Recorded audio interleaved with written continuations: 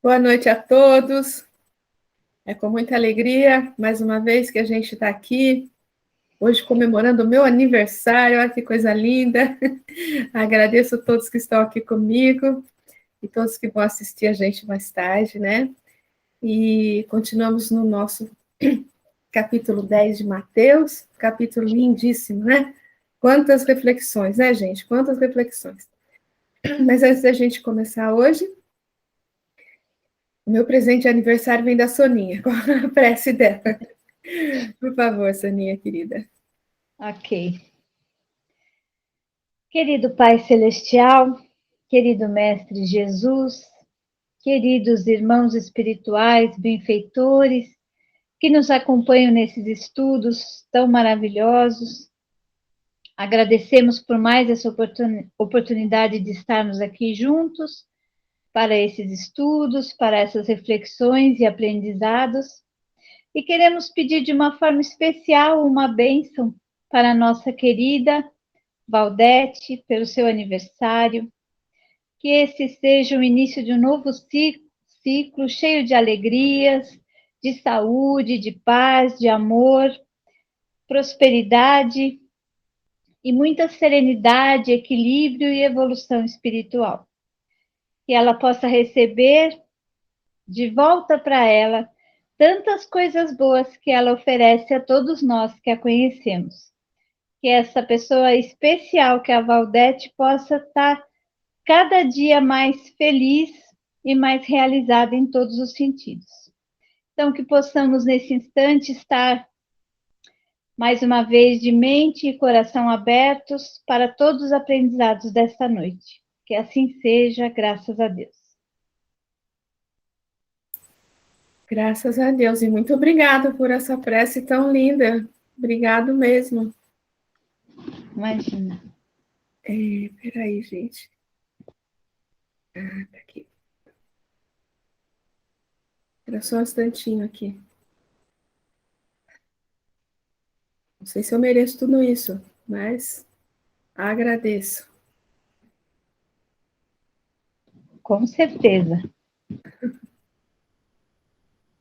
Bom, gente, então hoje o nosso versículo é o versículo 28. Não temais os que matam o corpo, porém não podem matar a alma. Temeis mais o que pode destruir no Geena tanto a alma quanto o corpo. Versículo super interessante, né? Na Bíblia de Jerusalém, não temais os que matam o corpo, mas não podem matar a alma. Tomei antes aquele que pode destruir a alma e o corpo no Geena, na Geena. E aí, pessoal? Quem gostaria de fazer algum comentário?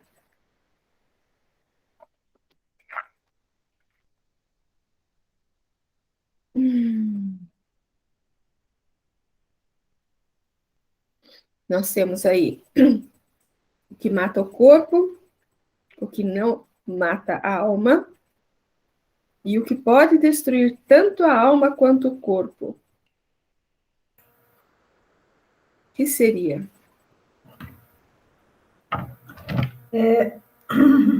Eu andei olhando, né, esse Geena aí, e vi que é uma região em que eram feitos sacrifícios, né? E esses sacrifícios, ou também considerado como sendo o inferno, né? Um lugar de purgação, né, e tudo mais. Eu vi de uma forma muito simples, porque o texto, para mim, tem essa coisa talvez muito simples, né, e tem suas pegadinhas, mas eu vejo assim, nós não devemos nos preocuparmos, né, tanto com a morte do corpo físico, né, que é perecível mesmo, que de uma forma ou de outra, um dia ou outro, ele perecerá.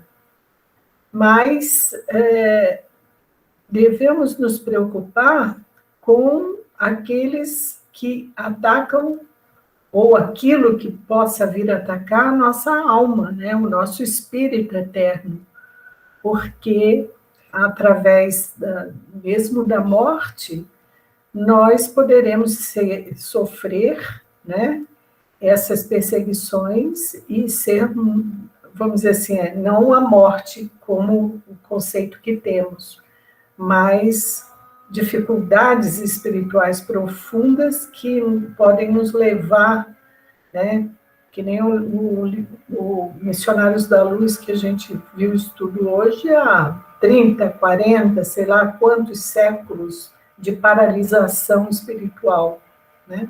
Foi isso que eu captei. Muito bom, Zezé. Muito bom mesmo.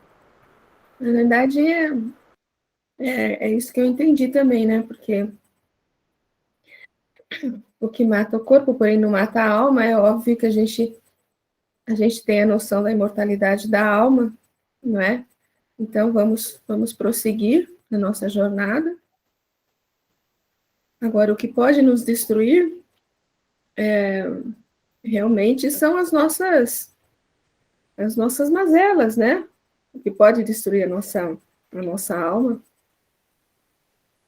Destruir no sentido de danificar, né? Que destruir, de eliminar, e ela não vai ser eliminada, né? Mas ela pode, como a Zezé falou, ficar perecendo, vamos dizer assim, por muitos anos, às vezes por séculos, né?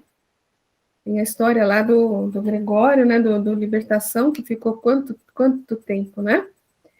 E então, eu acredito que tanto as nossas atitudes, né, as nossas paixões, nossos vícios, nossas mazelas, né, nossas dificuldades, tanto isso pode danificar, vamos dizer assim, prejudicar o nosso crescimento, né, porque quando ele fala ali, mais do que pode destruir no Geena, tanto a alma quanto o corpo,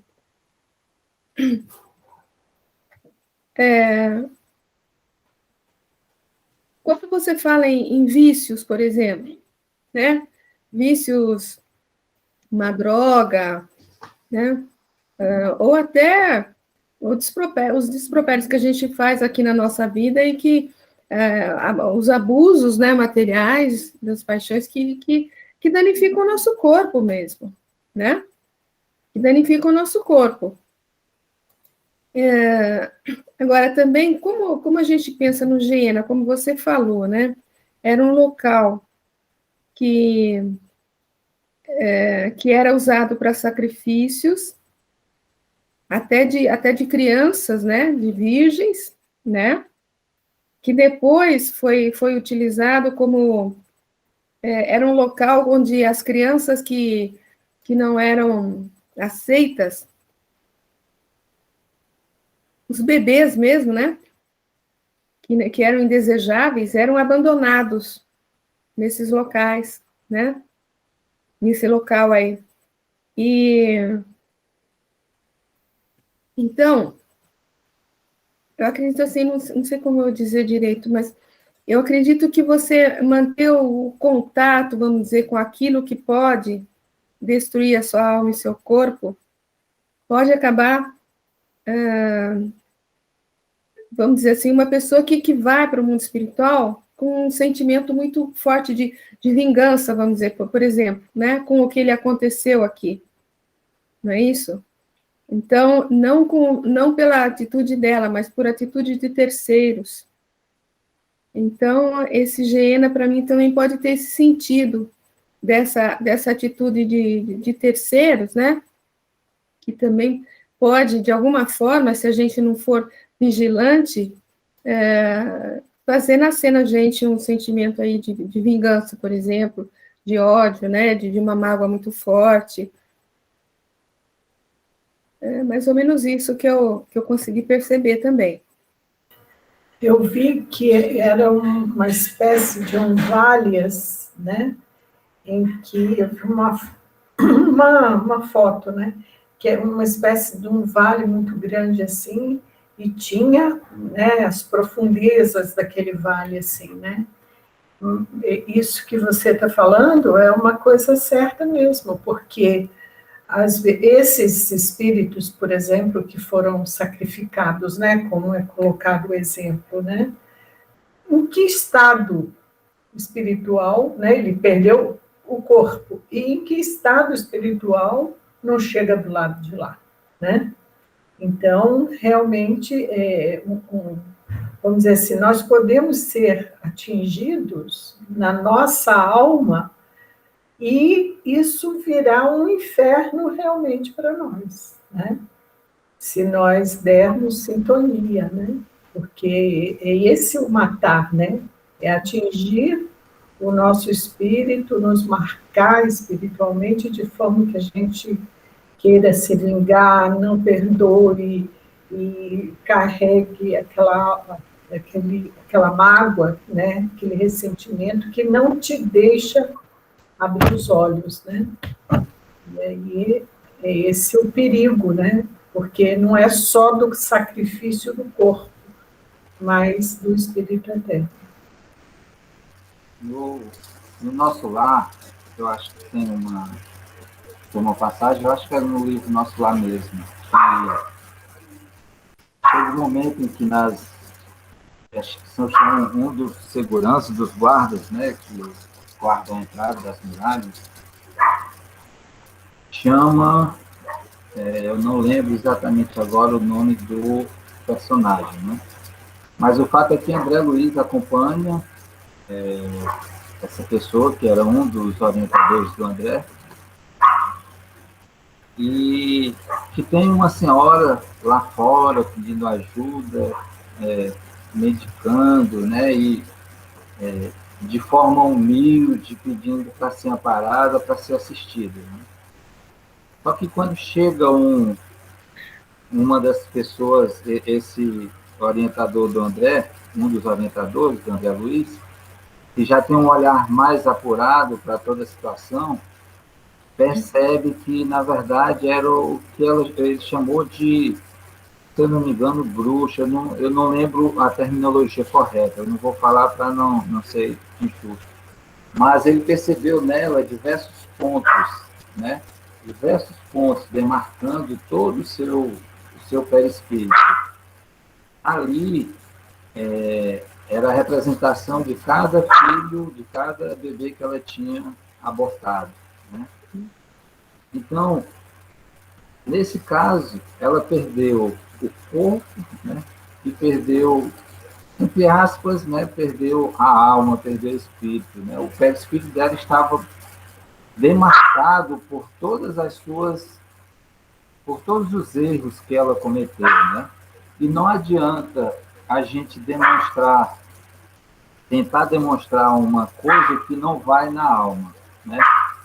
Tentar ser humilde se eu não sou humilde. Tentar ser uma pessoa que procura ser um pacificador ou procura ser uma pessoa pacífica se eu não sou pacífico. Porque em dado momento eu vou deixar transparecer aquilo que eu realmente sou, né? Então, eu acho que a gente poderia ver nessa imagem, nessa figura, talvez alguma referência no sentido do que nós estamos tentando entender aqui, né? Porque ela está num verdadeiro inferno, né? Porque por mais que ela tentasse demonstrar ser um espírito diferente, a realidade era outra, né? E foi só o instrutor, o orientador, fazer essas observações e ela já saiu falando diversos impropérios, né? Xingando, enfim. E aí ela demonstrou quem realmente era. Ela estava numa região mesmo infernal, né? A gente pode dizer assim. Então, eu compreendo, o que me veio à mente foi essa passagem, para tentar fazer uma ligação com um link com o texto. Legal, Neto. Ela criou, eu vejo assim nessa passagem que ela própria criou o Geena dela, né? Isso. Ela própria criou o Geena dela. Isso. E eu fico pensando também, a gente vê casos, né, no André Luiz, assim, casos de espíritos que foram abortados também, né? Que chegam numa situação complicada, né? No caso dela, eu peguei o livro aqui e dei uma olhada. O título é Vampiro. E ela tinha 58 pontos negros no corpo, né, perispiritual, que representavam 58 crianças que ela havia assassinado ao nascer. Nossa Senhora. Então, ela fazia aborto, né? Então, tinha essa marca aí. Eu também lembrei do Neto. O Neto falou aí. Veio essa imagem também, quando a gente começou a estudar. É uma tentativa. Jesus aí está tentando falar, né, dentro da linguagem e da forma que as pessoas poderiam entender daquela época, porque não podiam falar coisa abertamente, porque também eles não tinham nem linguagem, nem tutano para entender, mas estava tentando explicar que tudo que vocês fizerem no corpo biológico de vocês vai ficar arquivado no espiritual, que é o caso dessa personagem do livro, né, do Nosso Lar. Então foi uma forma que Jesus escolheu as palavras ali para explicar para eles, né? Vocês têm que cuidar do corpo biológico, né, do contexto, porque vai ficar arquivado. E vai ser difícil depois para limpar esse arquivo aí. Não vai ser fácil, não. Então, cuide do corpo, porque o espiritual vem como consequência. E a gente vê tantas questões, esse caso aí que nós citamos é um, mas a gente vê a licantropia, né, que o espírito ele vai se embrutecendo, os ovoides, que é um caso ainda mais complexo ainda. Aí tem ainda aquelas linhas que trabalham com os magos negros, né, com os dragões e tal, mas é uma linha de estudo aí. Mas é a forma que o espírito pode se transformar. Não sei se foi no estudo nosso que a gente citou, aquele caso do Paulo César Fructuoso, da questão daqueles espíritos em forma de árvores, que eles ficam tão, né, tão embrutecido, aquela coisa tão rígida, que eles se tornam árvores, né, nos planos mais inferiores, e que até ele foi um desses espíritos, né? Depois vem uma mensagem, uma comunicação lá no lar onde ele trabalha, falando que ele já foi, que essa é a primeira reencarnação dele, que está começando, né, a melhorar, a evoluir, mas que ele já foi aquele espírito. Então a gente vê como que fica, né, gente? Arraigado no nosso espírito e nossas ações. A Silvinha queria falar uma hora aí, desligou o microfone, não? Não, eu estava pesquisando sobre essa Gena, né? Gena? Gena. Não, estava só pesquisando, mas daí a Zezé falou, tá tudo certo. Tudo que eu não conhecia. Nesse Geena, o Torres Pastorino coloca para nós como um sinônimo do Vale das Lamentações, e dá para entender que ele estaria também subentendendo um umbral, né? Porque aqueles que matam o corpo, prejudicando, aí como todos vocês falaram, eu vejo Jesus também dando um novo conselho aí, né? Não ter mais, é a voz do mestre falando para a gente não temer só aquele que mata o corpo, que o pior é aquele que mata a alma, né? Porque este sim, quando ela vai para o umbral da vida, que seria esse Geena, ali sim ele teria que depois um dia voltar para resgatar, né? Que são esses casos aí dos livros que vocês estavam comentando. Fica no perispírito, né? Aquela marca. Muito bom, Nilceia. Muito bom mesmo. Alguém mais? Só agradecer a Zezé por ter buscado a referência correta, né? Para não ficar no achismo. Obrigado, Zezé. Vilval. Fala, querida. Eu pesquisei, eu acabei de ver, no dicionário da Bíblia do John Mackenzie, ele fala que A Gena é um lugar em que os iníquos são destruídos de corpo e alma, o que talvez reflita a ideia de aniquilação. É uma interpretação, né? Muito bom. Mais alguém? Não? Valtinho, Matheus? Gente, eu estava conversando, eu pus Arthur aqui porque eu estava conversando com ele outro dia e ele falou a respeito desse versículo. Então, eu anotei aqui, conversando entre aspas, no WhatsApp. E ele falou o seguinte, escreveu, né? Jesus está dizendo que o que realmente devemos temer, o que verdadeiramente pode nos fazer mal, não é o mal que nos fazem, mas sim o mal que ainda conservamos em nós e que nos leva ao geena dos sofrimentos íntimos e conscienciais, aqui ou além. Se alguém opera no bem, ainda que mate em seu corpo, estará em paz, livre do jugo das paixões e dos tormentos inferiores. Isso aí a gente pode lembrar também Sócrates, né?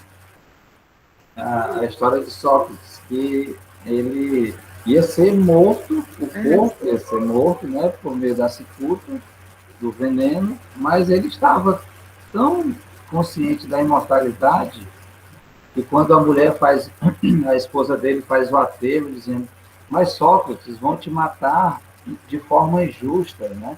E a resposta dele é, e você queria que fosse justa, né? Então ele estava tão transcendente, né? Tão transcendente que aquilo ali ele sabia que era nada mais do que um corpo físico, um pedaço de carne que iria se transformar após, né? Muito, muito bacana. Clareou muito, né? A forma como o ator interpretou. Os primeiros cristãos, né? Também, assim como Sócrates, que iam para os circos, entoando, né, as canções, com aquela fé, né? Que, nossa, como, né? Mas eles tinham. Pois é. Bom, vamos prosseguir? Alguém quer fazer mais algum comentário, gente? Roval, uma Fala coisa que aqui. vale lembrar, não fugindo da interpretação, né? Mas quando ele, utilizando ali a palavra corpo, a gente lembra da trindade inseparável do Espiritismo, né? Que é Deus, Espírito e Matéria. E a todo momento que o Espírito está residindo na matéria, né? Tudo que se passa ao longo da sua encarnação é justiça, né? E matéria, em reencarnação, é a justina divina que se expressa na pluralidade das existências. E quando a gente compreende a justiça divina, quando a gente compreende a justiça de Deus, tudo que se passa na matéria, a gente alcança a certeza, né? E a consequência disso é que ao invés de nos tornarmos rebeldes, nos revoltarmos, né? E acabarmos com a nossa reencarnação, nós nos tornamos resignados, obedientes, porque compreendemos, né, o que se passa na carne. Então, não temei os que matam o corpo, também é não temei o que acontece com o vosso corpo, né? Porque à luz da razão, a justiça de Deus se explica. Então, tomamos a postura adequada para podermos enfrentar as dificuldades da encarnação. Maravilha, querido. Maravilha mesmo. Às vezes é difícil a gente aceitar que tudo que acontece conosco é justiça, né? Às vezes, muitos de nós ainda acham dificuldade em aceitar as coisas, né, que nos são apresentadas, mas a gente deve entender isso, né? Com certeza. Mais alguma coisa, gente? Vamos seguir? Vamos dar uma leitura, fazer uma leitura aqui? Ponte Viva, Emmanuel, busquemos o equilíbrio. Aquele que diz permanecer nele, deve também andar como ele andou. Quer dizer, eu acredito que ele vai falar aqui no sentido de... Porque a gente está falando aqui...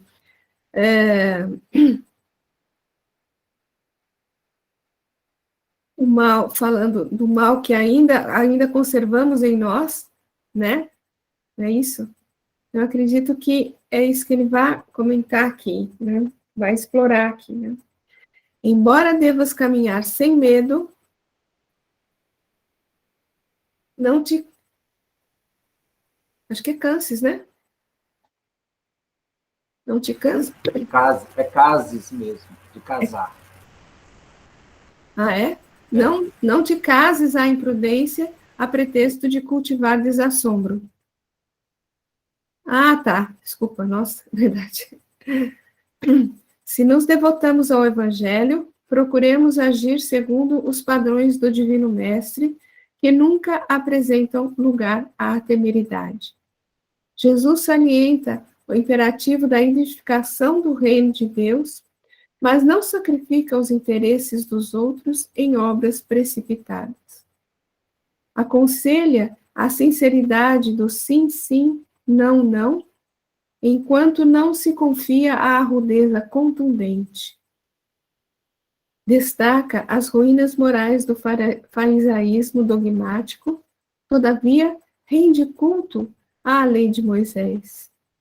Reergue Lázaro do sepulcro, contudo, não alimenta a pretensão de furtá-lo, em definitivo, à morte do corpo. Consciente do poder de que se acha investido, não menospreza a autoridade política que deve reger as necessidades do povo. Ensina que se deve dar a César o que é de César e a Deus o que é de Deus. Preso, sentenciado ao suplício, não se perde em bravatas labiais, não obstante reconhecer o devotamento com que é seguido pelas entidades angélicas. Atendamos ao modelo divino que não devemos esquecer, desempenhando a nossa tarefa com lealdade e coragem, mas evitemos o arrojo desnecessário que vale por leviandade perigosa. Um coração medroso congela o trabalho. Um coração temerário incendeia qualquer serviço, arrasando-o. Busquemos, pois, o equilíbrio com Jesus e fugiremos, naturalmente, ao extremismo, que é sempre o escuro sinal da desarmonia ou da violência, da perturbação ou da morte. Voltando ao início.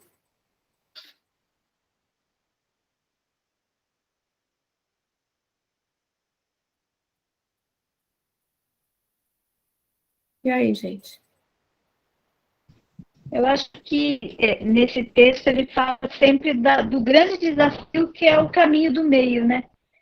A gente conseguir ter esse equilíbrio, não ir para um extremo nem para o outro, e saber qual é esse equilíbrio que é justamente a referência do mestre, né?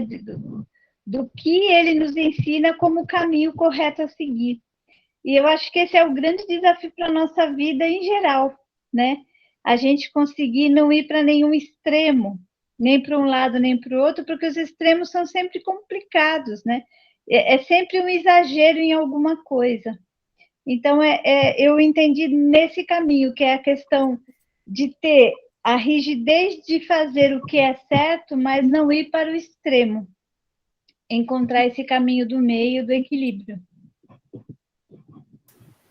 Complementando a Soninha, ele usa todos os exemplos dos comportamentos de Jesus, né? Que tinha aquela sabedoria de saber se colocar, né? Por exemplo, quando ele fala, consciente do poder de que se achava investido, não menosprezava a autoridade política, quando ele fala, né? Dai a César o que é de César.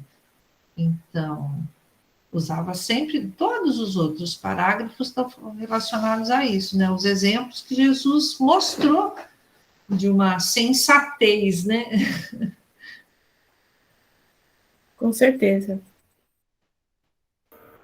E quando fala de corpo e alma, né? Nós, às vezes, abusamos do nosso corpo físico.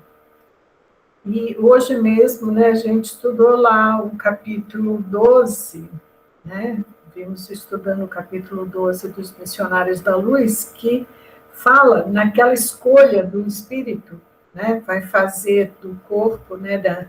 Vai falar da reencarnação do Sigismundo, e ele então fala daquele departamento em que eles vão para a escolha do corpo, né?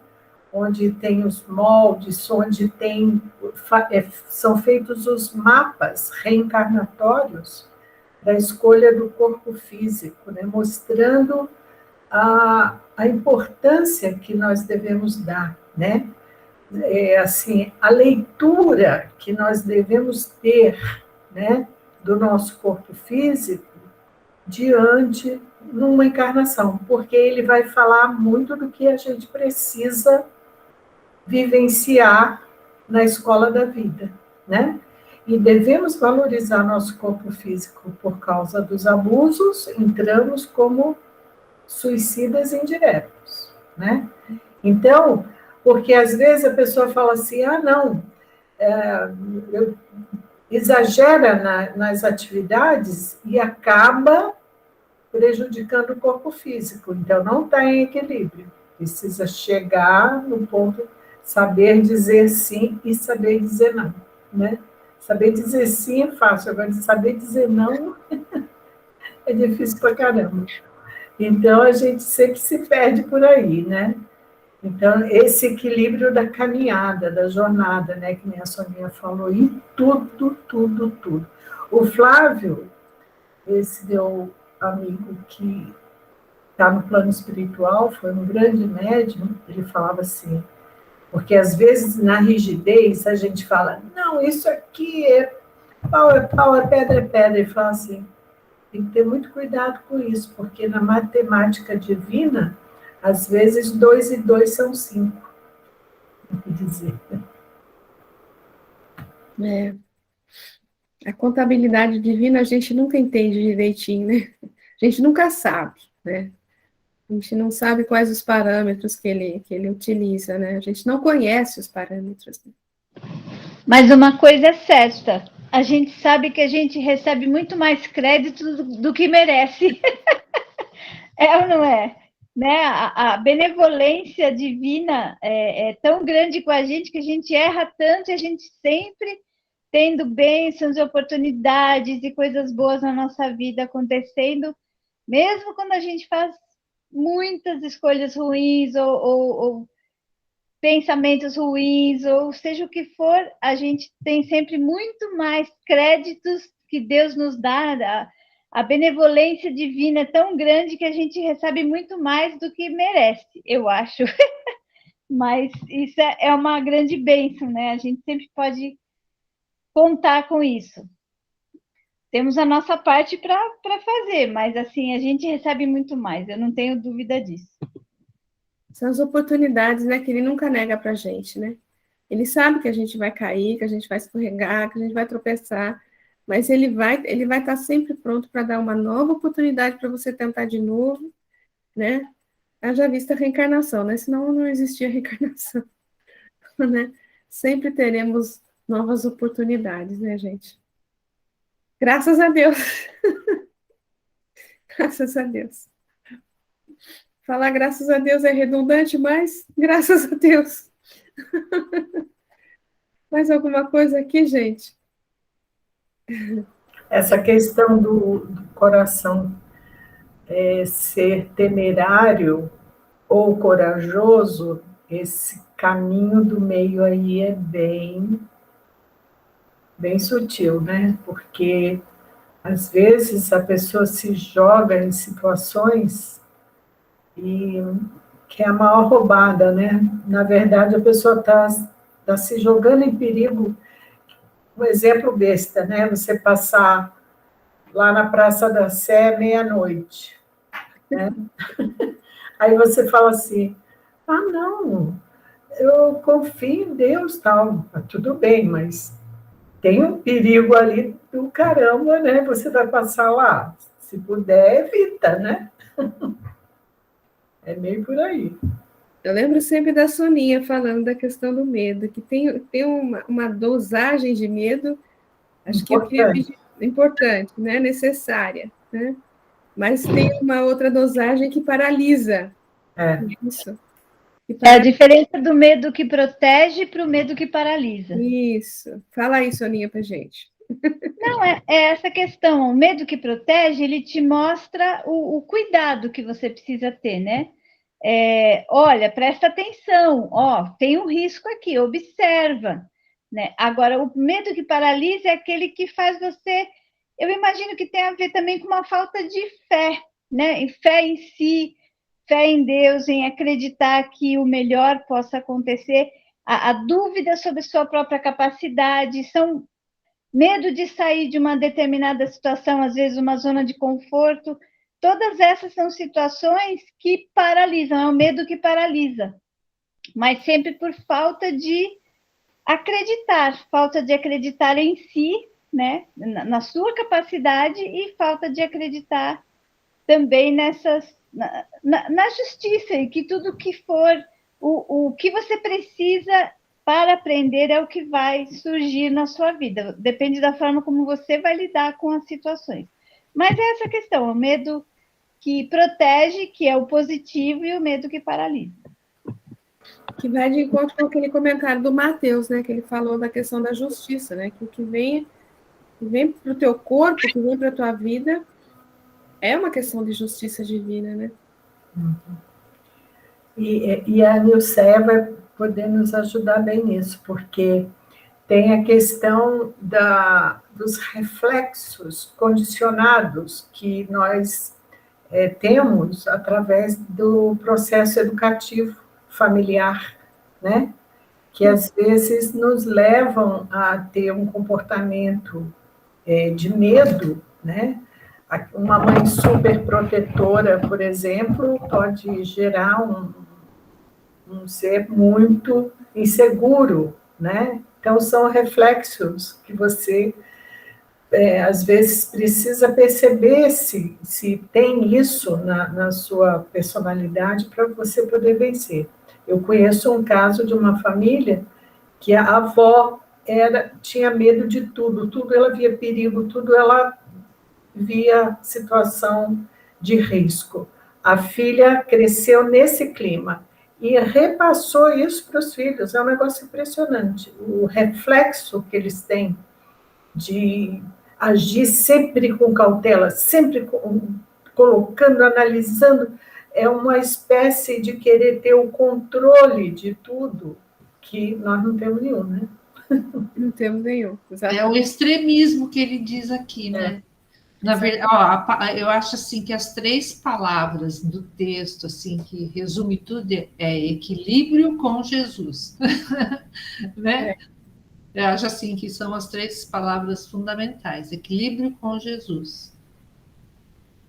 Aqui, né? Medo que paralisa, na verdade, o medo é também uma emoção primária, né? Ele está numa sequência, assim, então, dentro da psicologia, nós temos instintos, sensações e emoções. Então, a emoção, ela ainda está presa à sensação física, é o instinto. Então, esse medo que é cautela, é o instinto de sobrevivência nosso, né, que ela falou. E o medo que paralisa é aquele medo que... Lembrei muito do que a irmã Aila falou no domingo de manhã. Toda criança que tem cicatrizes no corpo, ou porque caiu de árvore, ou porque trombou de bicicleta, ou se cortou, ela não teve medo de arriscar alguma coisa. Então, esse medo que estimula, que não paralisa, né? Então, assim, ele está muito ligado à emoção. E a família que bloqueia a criança realmente é um condicionamento que fica parado ali desde a infância, e a pessoa é medrosa, mas é um medo paralisante, né? E pensando nas reencarnações, eu fico pensando, né? A gente... Esses medos são características do espírito em desenvolvimento, né? Ele está trabalhando, né? Porque intencionalmente ninguém queria criar um filho inseguro, etc. Mas em alguns momentos a gente pode até ter feito isso. E conforme a gente vai aprendendo, vai estudando, vai vai sendo amparado pelos psicólogos, né? A gente vai criando uma nova... vai evoluindo, né? Quando a gente renasce, nós já trazemos na nossa memória espiritual alguns medos que puderam ser até válidos, né, da outra existência. Vamos por aquele que morreu queimado numa inquisição, que foi, né, ele vem com aquele instinto de preservação forte, mas quando se associa nessa reencarnação a um fator cultural ou social ou familiar, aquilo é como se grudasse mais, agravasse. Então, realmente, a educação da família e mesmo uma orientação religiosa adequada é uma maneira de se ir cortando os vínculos com o passado espiritual para reforçar a coragem. Nesse texto que a gente estava fazendo a leitura, eu fui anotando em alguns parágrafos, ele coloca muito assim: ser prudente, equilibrado, sensato, leal, corajoso, ter harmonia, ser passivo, mas trabalhar. Então, parece que Emmanuel faz todas as qualidades que a gente deve adquirir e coloca o lado oposto daquilo que a gente tem que brecar, né? Ter a coragem.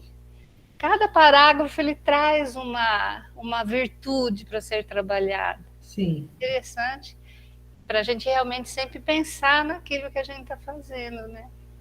Mas ele fala do medo aí que paralisa. Muito legal, gente, legal mesmo. Mais alguma coisa? Sem medo de avançar para o próximo texto? Estamos com coragem. Então, o próximo é um poema. Pronto Socorro, de Emmanuel, segue com Deus. Não temas o caminho. Onde o bem permanece, Deus está. Trabalha e serve sempre. Deus te inspira e resguarda. Não receies perigos. Deus te garante a paz. Sangram-te os pés na marcha. Deus te trará descanso. Os companheiros se foram. Deus jamais te abandona.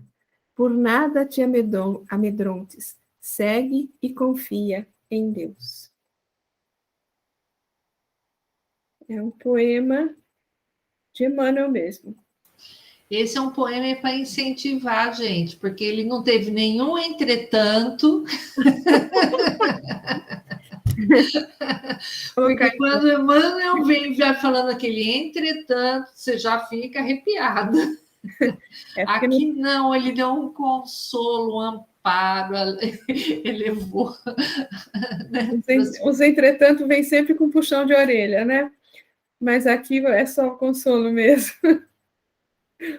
Eu achei bonitinho esse, para alimentar o nosso não medo, né?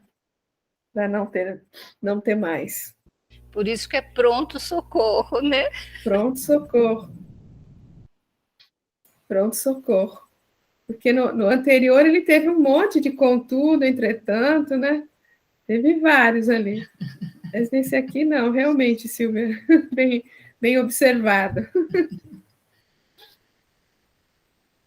Alguém quer algum comentário aí? Senão nós temos mais um texto aqui. Caminho, Verdade e Vida, Emmanuel, cuidado de si. Tem cuidado de ti mesmo e da doutrina. Persevera nessas coisas, porque fazendo isto, te salvarás tanto a ti mesmo como aos que te ouvem. Paulo, 1 Timóteo. Em toda parte há pelotões do exército dos pessimistas de braços cruzados em desalento. Não compreendem o trabalho e a confiança, a serenidade e a fé e costumam adotar frases de grande efeito, condenando situações e criaturas. Às vezes, esses soldados negativos são pessoas que assumiram a responsabilidade de orientar, Todavia, embora a importância de suas atribuições, permanecem enganados. As dificuldades... Deixa eu fazer uma coisinha aqui, gente. As dificuldades terrestres, efetivamente, são enormes, e os seus obstáculos reclamam grande esforço das almas nobres em trânsito no planeta, mas é imprescindível não perder cada discípulo o cuidado consigo próprio. É indispensável vigiar o campo interno, valorizar as disciplinas e aceitá-las, bem como examinar as necessidades do coração. Esse procedimento conduz o espírito a horizontes mais vastos, efetuando imensa amplitude de compreensão, dentro da qual abrigamos no íntimo santo respeito por todos os círculos evolutivos, dilatando assim o patrimônio da esperança construtiva e do otimismo renovador. Ter cuidado consigo mesmo é trabalhar na salvação própria e na redenção alheia. Esse o caminho lógico para a aquisição de valores eternos. Circunscrever-se o aprendiz aos excessos teóricos, furtando-se às edificações do serviço, é descansar nas margens do trabalho, situando-se pouco a pouco no terreno ingrato da crítica satânica sobre o que não foi objeto de sua atenção e da sua experiência. Voltando.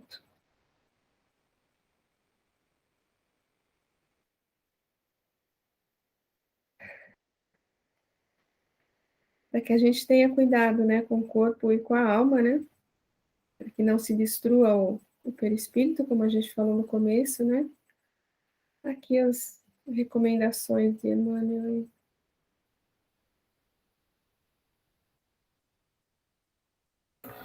Esse cuidado consigo mesmo, né? Porque é aquela história que a gente está sempre de olho no outro, né? O que o outro está fazendo.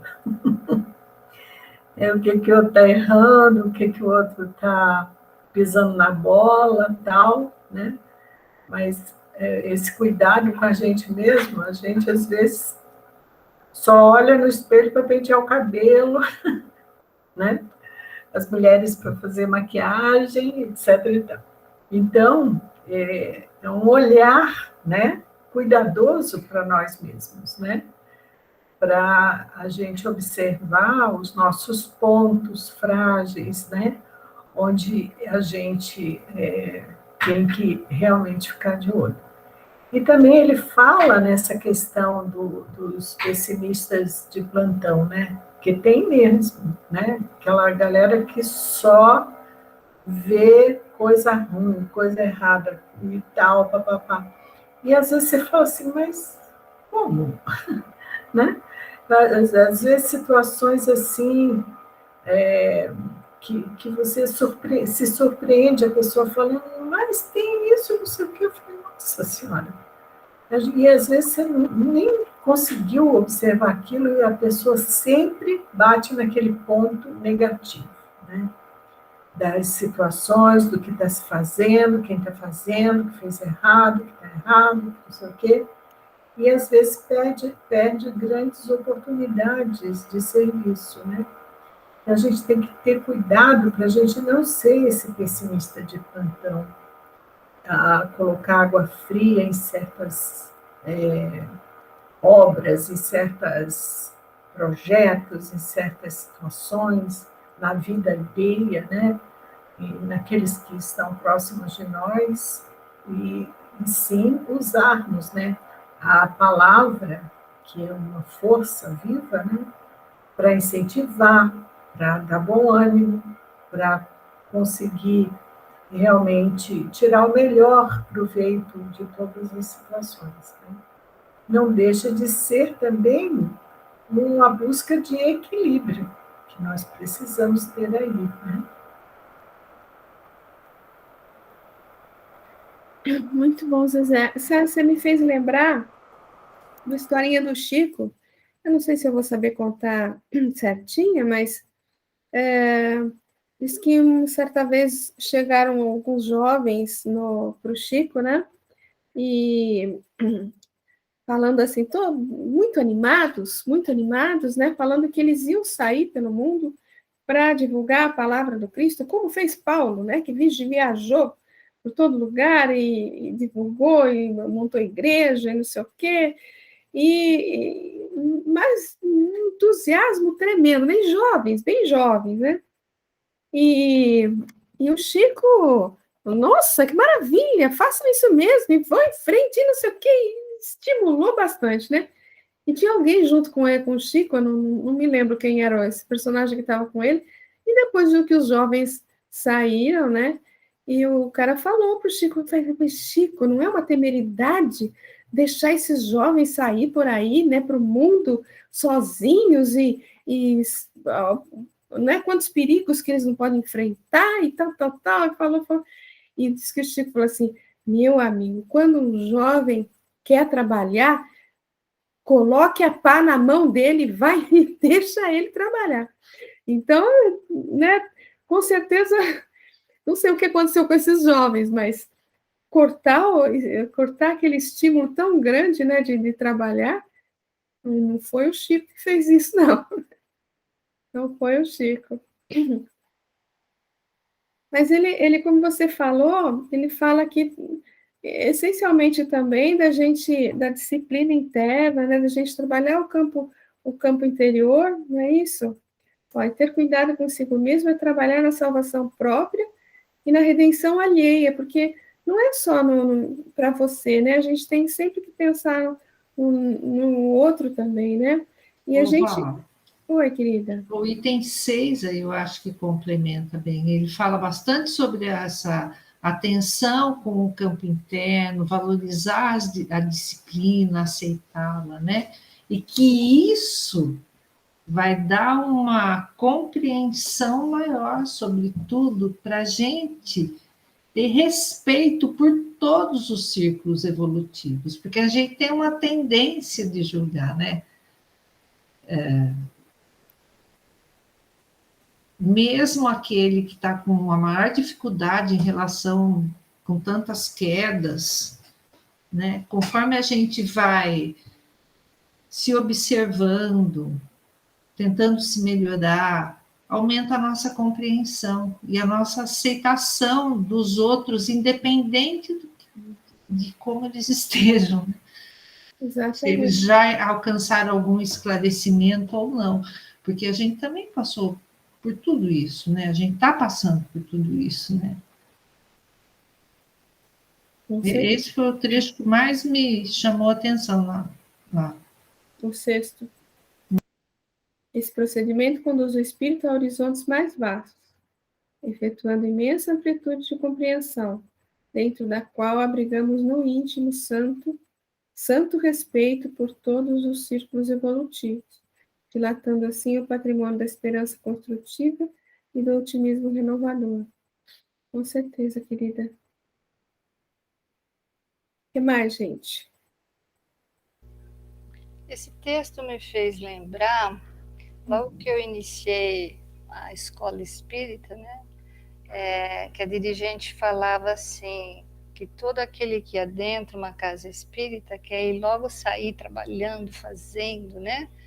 E que se esquece de que temos que estudar, temos que entender o Evangelho, tem que estudar Kardec. O último parágrafo me fez pensar muito nisso, porque ele fala que, em compensação, tem alguns que só querem ficar nos livros, né? Então lê bastante, estuda, vai em busca de palestra, mas não põe a mão na massa para trabalhar dentro de uma casa espírita. Uma casa espírita, mas aí a gente pode subentender todos os setores, né? Em compensação, tem aqueles que só querem fazer, mas são inadequados, porque são mesmo assim, incapazes de um entendimento maior até do Evangelho, e aí é onde cometem muitos erros. Então, novamente, o equilíbrio. É o estudo e é a prática, né? É fazer as duas coisas casarem e andando junto. Eu lembrei muito disso, dela falando para a gente lá quando eu comecei na minha época de estudante espírita. Legal, muito bom. O que mais, gente? O que mais? Eu acho que depois eu outro versículo. Mais alguma coisa? Estou com saudade de ouvir a voz do Walter. Nossa, eu estava pensando nisso. Ele não tem nada a declarar.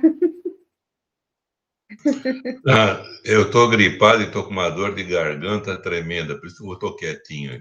Oh, meu amigo, que coisa. Desculpa. A gente desculpa, mas só dessa vez, tá? Trata de curar sua gargantinha para semana que vem. Sabe aquela voz cavernosa? É. Hoje estou com aquela voz cavernosa, sabe? De filme de terror, essas coisas. Então, é melhor ficar quietinho aqui. Tudo bem, querido.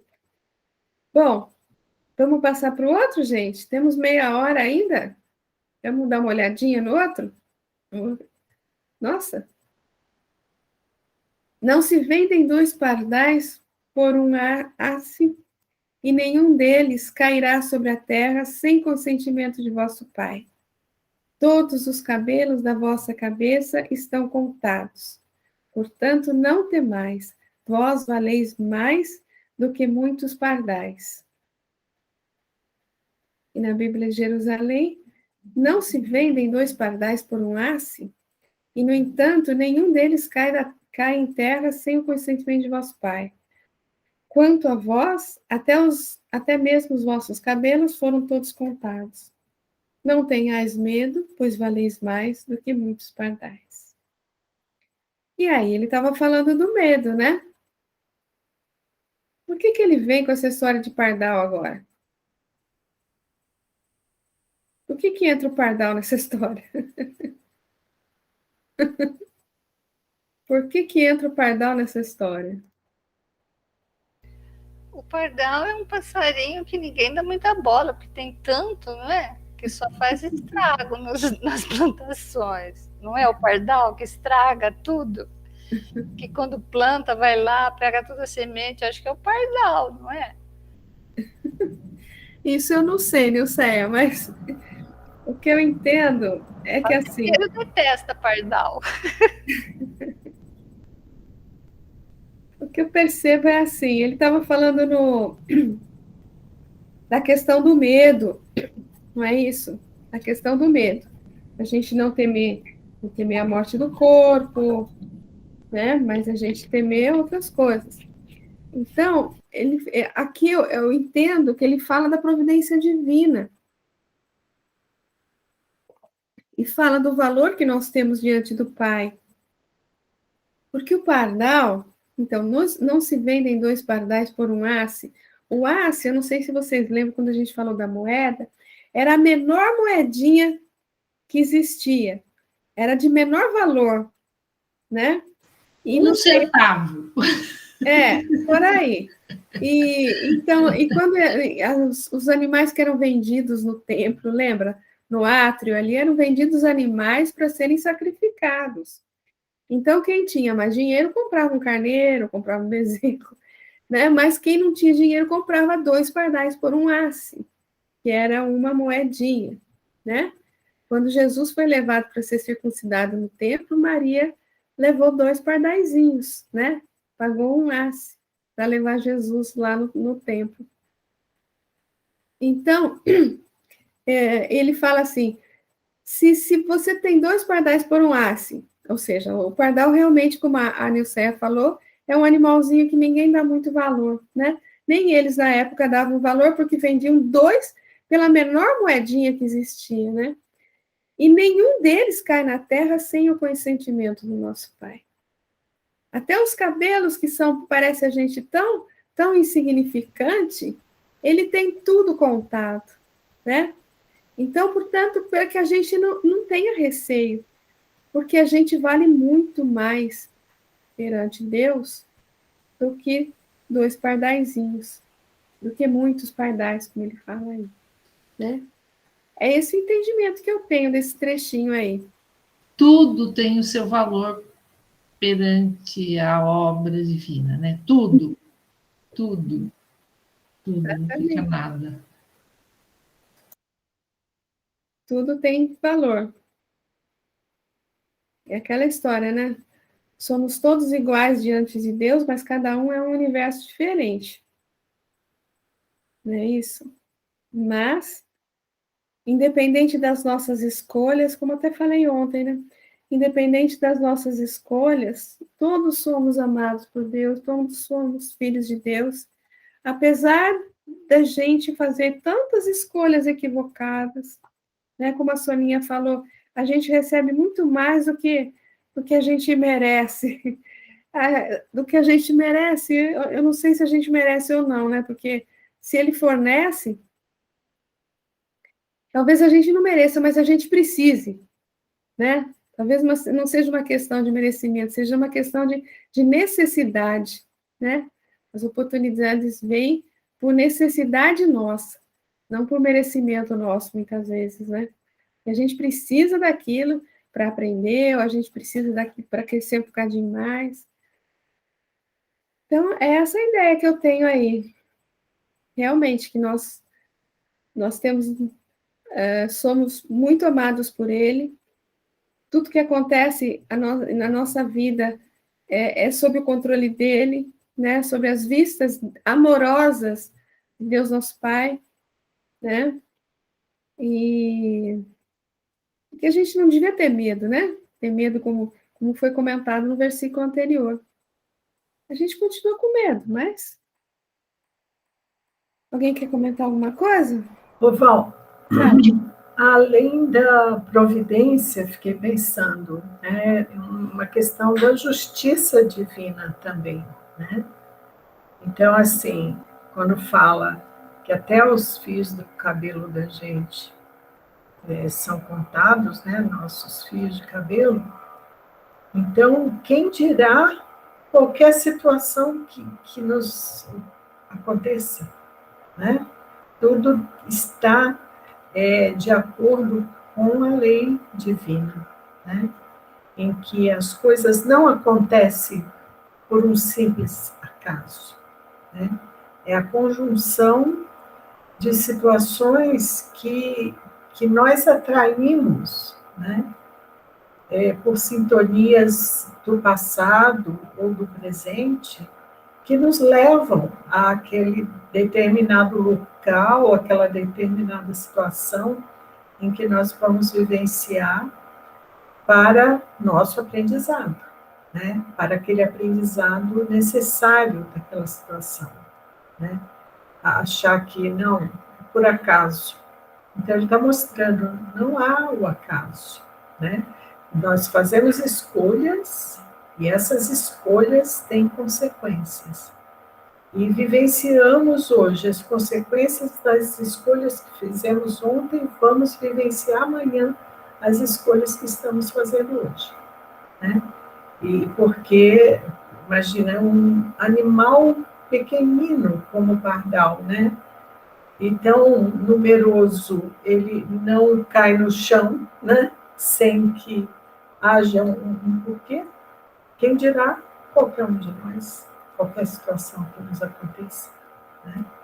Não é fatalismo, é lei de causa e efeito, né?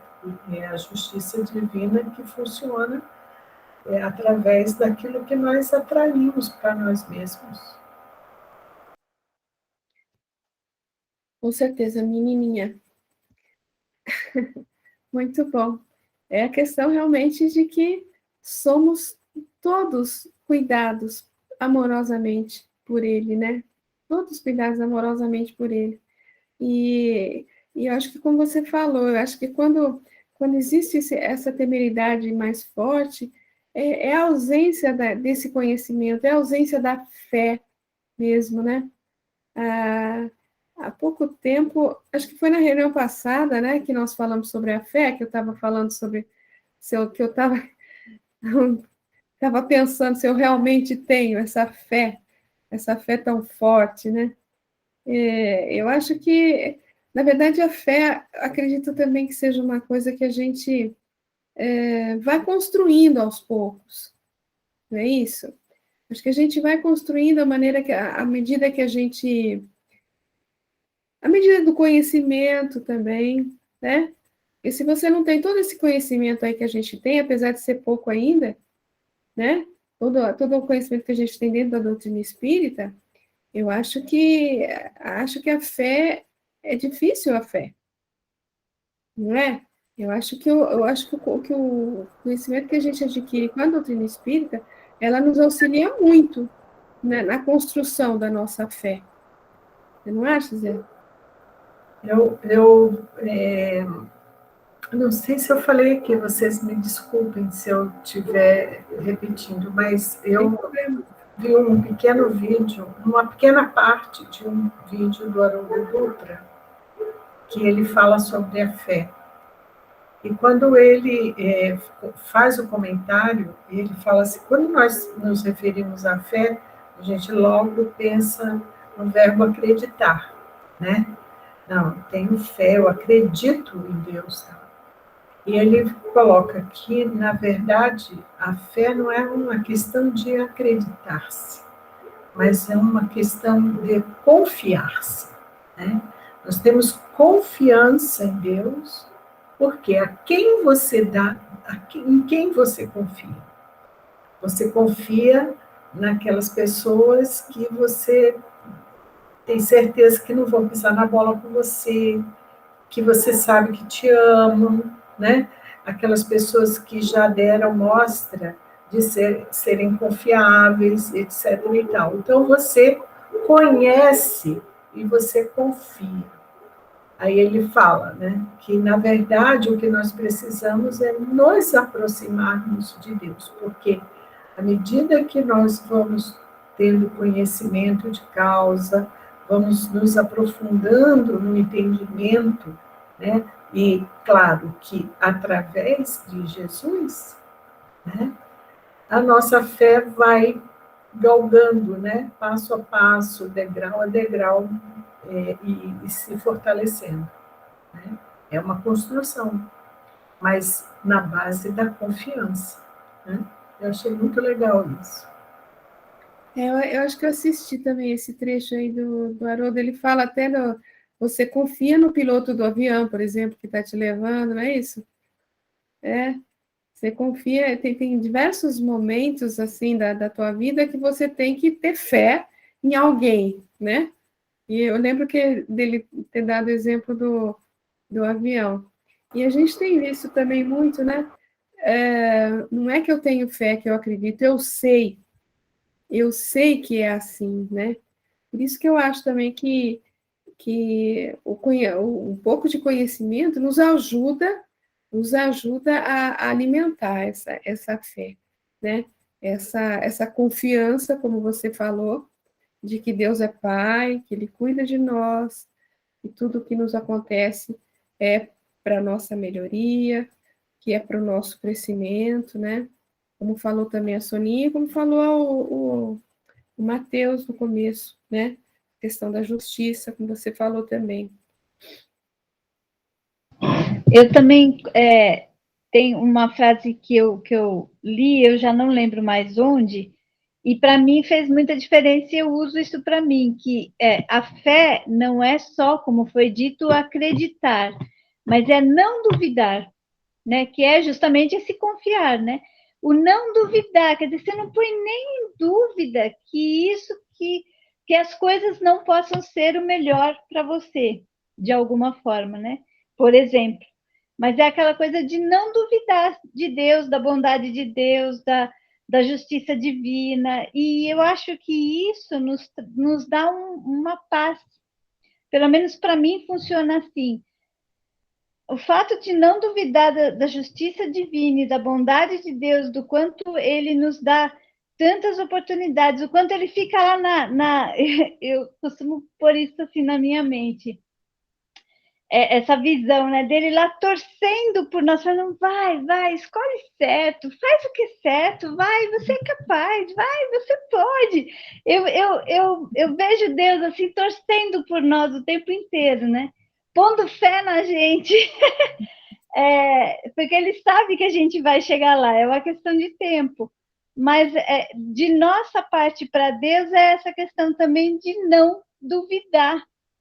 E quando a gente consegue chegar nesse ponto de não simplesmente acreditar, mas não duvidar, aí a gente passa a ter aquela fé que nos dá a paz, o equilíbrio, a consciência, a chance de encontrar aquele caminho do meio que a gente estava falando bem no início. E da aceitação, né? Você se resignar com aquela situação, aceitar aquela situação de maneira mais, como você falou, de maneira mais serena, mais tranquila, dá essa tranquilidade, né? É a aceitação é o entendimento, né? Fala, Zezé. Essa frase é de Emmanuel, né? Emmanuel fala isso, que uma determinada lição que eu também não me lembro, que a gente sempre fala da confiança que nós temos que ter em Deus. E a gente nunca se lembra do quanto Deus confia em nós. Nós precisamos lembrar da confiança que Ele tem em nós, né? Como a Soninha falou, é aquela torcida, né? Se pôs na nossa mão, a gente é capaz de tocar. É aquela história, né? Ele não dá um fardo maior que a gente possa carregar, né? Então, ele mandou, dá um jeitinho aí, meu.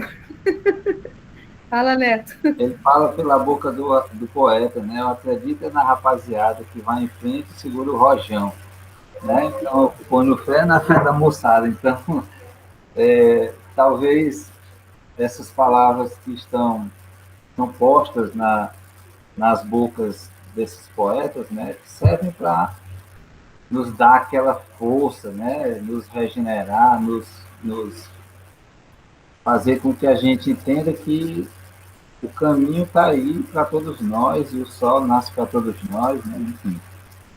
O Wesley Caldeira, da Manjedoura Emaús, ele faz uma interpretaçãozinha bem rápida desses 3 versículos. Eu queria ler para a gente aqui, tá? No 10:29, né? 2 pardais, aparentemente tão insignificantes, 2 hasses, tão baratos, mas tudo encontra significado e valor na obra de Deus, e, portanto, recebe sua atenção. Nenhum deles vem ao solo sem sua aquiescência. No versículo 30, quanto a vós, até mesmo os vossos cabelos foram todos contados, né? Não que Deus enumere os cabelos de seus filhos. É apenas uma expressão proverbial, terna e cativante, a dizer a quem chora: aguarde, tudo está sob o cuidado de Deus. Ele vela por todas as coisas. Onipresente, está em toda parte, silenciosamente, suprindo as necessidades de suas criaturas. E Jesus conclui: não tenhais medo, pois valeis mais do que muitos pardais. Então, a providência divina não é geral, é específica.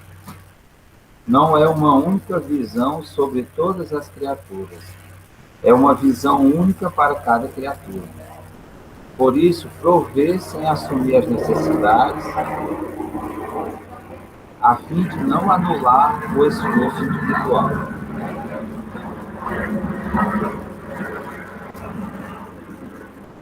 De forma muito singela, muito simples, ele faz essa interpretação bem rápida, né? Desses 3 versículos, mas que realmente casa com o que cada um vem falando aqui, né? Com que os vários comentários que nós já emitimos aqui. Excelente, Neto. Muito bom. Alguém mais? Vocês... Estou tendo um pensamento aí, eu vou dividir. Vocês não acham que, em função dessa ideia que Jesus quis deixar para nós, de que nós somos muito valiosos, né, perante o Pai, em algumas outras religiões, talvez assim, mais apegadas à letra, eu vejo que todos os seus cabelos são contados, parece que existe assim aquele Deus vingativo ainda, porque se acontece uma desgraça, ou porque quebrou uma perna, ou porque ficou doente, ou porque perdeu um filho, é porque Deus quis, porque os seus fios de cabelo estão contados. Você entende onde eu fui pensando? Parece que alguns entraram numa ideia assim tão pequena, né, do versículo, e não vendo que nós somos todos amparados por Deus, mas que é um Deus vingativo ainda. Será que, como se fosse aquele Deus lá que Moisés colocou para aquele povo cabeçudo lá, né, que éramos nós mesmos, com certeza, mas que tudo estava previsto, então tudo que acontece é Deus. Agora, quando acontece coisa boa, não é Deus? Por que só fala na coisa ruim, né? Foi vontade de Deus que o filho morreu. Agora, e o resto de bom, não é vontade de Deus? Eu acho que alguns se apegaram muito nesse lado negativo da coisa. Vocês não pensam assim, ou só eu que estou pensando isso?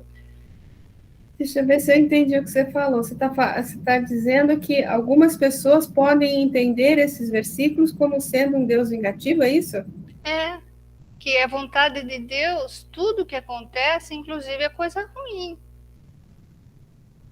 É vontade de Deus, como se a gente não pudesse questionar Deus, porque se ele conta um fio de cabelo e ele vê os pardais que tem assim aos milhares, né? Realmente o pardal tem bastante. Então, que tudo Deus controla, até a coisa ruim que acontece com a gente. Eu já ouvi muitas pessoas falando assim, que é Deus que quis, como se a gente não tivesse responsabilidade nenhuma nisso. Eu acredito, Nilceia, que talvez algumas pessoas possam entender dessa maneira, mas acredito que não seja esse o nosso entendimento, né? Não, sim, o nosso entendimento é outro. Eu estou comentando que eu já ouvi pessoas falando sobre essa passagem, esses 3 versículos, falando assim, com esse Deus que não toma providência, ele não é esse Deus de providenciar, o Deus acolhedor, que é o contrário, que eles entendem essa passagem diferente. Então, acho que nós vamos orar por essas pessoas.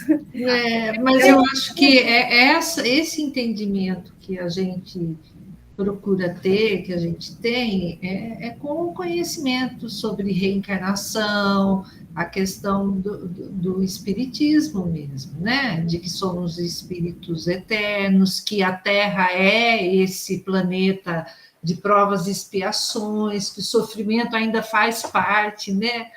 Da nossa escola aqui. Mas eu acho muito provável que quem não tem essa visão dessa eternidade da alma, que a gente é espírito, que Deus bondosamente deixa a gente reencarnar para a gente ir aprendendo devagarinho, porque a gente é devagar, essas pessoas devem ter mesmo isso. Mas eu acho que também deve ser um motivo para elas duvidarem do que elas estão acreditando, né?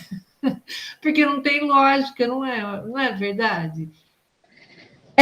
Realmente, porque assim, se Deus é todo bondade, como que ele seria vingativo? Vingativo é uma característica nossa, que ainda estamos muito imperfeitos. Se ele é perfeito, jamais ele será vingativo, jamais ele vai buscar ou provocar o mal na vida de alguém. A Nete Guimarães tem uma palestra muito boa que ela fala sobre quem é Deus, né? E ela faz vários questionamentos e ela vai perguntando, mas e aí, existe o mal? Mas se o mal existe, se Deus é onipotente, onipresente, se Deus está em todo lugar, onde está o mal está Deus, Deus então está ligado com o mal. Ela vai fazendo vários questionamentos que fazem a gente refletir de um jeito que Eu, pelo menos antes, não tinha parado para pensar daquela forma que ela fala. E aí ela chega na conclusão, né, que na verdade o mal não existe. O que existe são imperfeições nossas que provocam situações ruins, e aí a gente, pela lei de ação e reação, a gente precisa reparar, né, aquilo que a gente fez e aparentemente e expiar, e aí seria através de uma situação difícil, mas que foi provocada por nós. Nada é Deus que está punindo, que está castigando, é lei de ação e reação. Então, na verdade, esse mal que a gente coloca como mal não é o mal, é uma oportunidade de aprendizado através do sofrimento. A gente, em vez de aprender pelo amor, a gente acaba aprendendo mais pela dor. Então, precisa do sofrimento, mas é a gente que provocou isso lá atrás. É algo passageiro, né, Soninha? Exato, e é passageiro. Na medida em que você aprende, você supera e isso não é mais necessário. Né? Então, a tal da terceirização que a gente gosta de fazer, né? Não, nossa, tem muito espírito aqui que está perturbando o ambiente. Caiu não sei o que, foi o espírito que fez cair não sei o que lá, né? Também, falando, bom, depende da nossa sintonia, né? E a gente gosta de terceirizar, né? O problema nunca está com a gente, está com a situação. Às vezes a gente terceiriza para dar uma descansadinha. Dá um relax, assim. Mas esse controle, a gente não pode colocar como controle, mas como cuidado, né? Como cuidado, como amor. Bom, pessoal, acho que nós estamos encerrando por hoje. Vamos dar uma paradinha aqui.